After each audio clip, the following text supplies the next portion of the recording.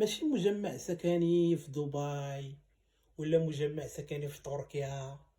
لا ابن عمي، هذا مجمع من ناطحات السحاب في مدينة وهران الجزائرية.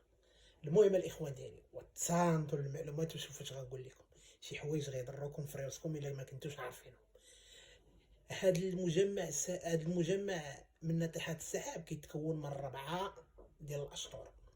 الشطر الاول فيه 31 طبق و500 غرفه، والشطر الثاني فيه 31 طبق و500 غرفه، والشطر الثالث كذلك والرابع كذلك.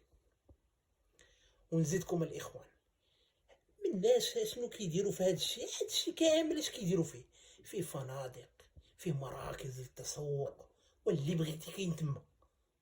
وداك الشيء علاش اللي مشى للوهران وما زارش المجمع راه ما جار حتى شي حاجه وما شاف حتى شي حاجه في الجزائر.